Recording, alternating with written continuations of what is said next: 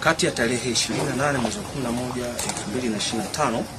na tarehe 30 mwezi wa 11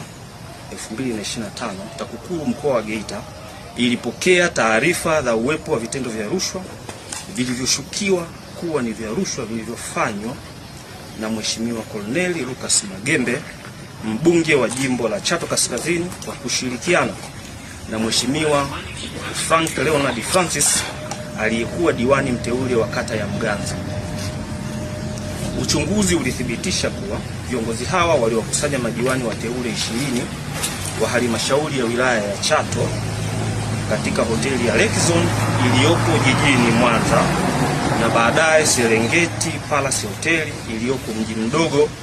wa Katoro Geita, kwa lengo la kuwashawishi kwa hongo ya fedha, chakula na malazi madiwani hao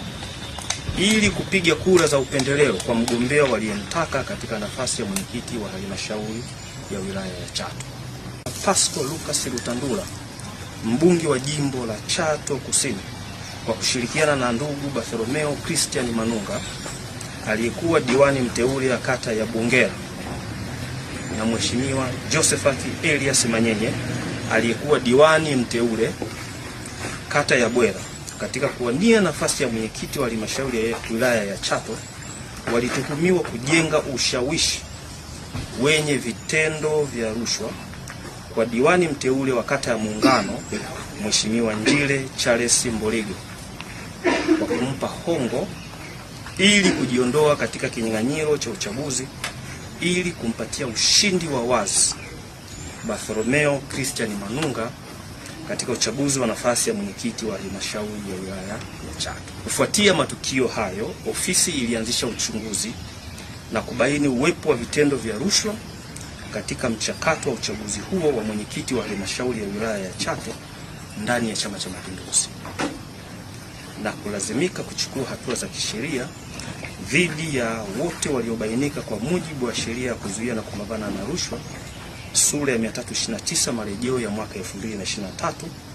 kama yalivyofanyiwa marekebisho na sheria namba 11 ya 2024, ambapo watuhumiwa wote tajwa hapo juu wamefikishwa mahakamani leo tarehe 9 mwezi wa 3 2026.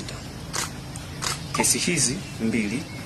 zimesajiliwa kwa shauri namba 5100/2026 pamoja na shauri namba 5096 ya 2026 mtawalia. Ndugu wanahabari, kuzuia rushwa ni jukumu lako na langu.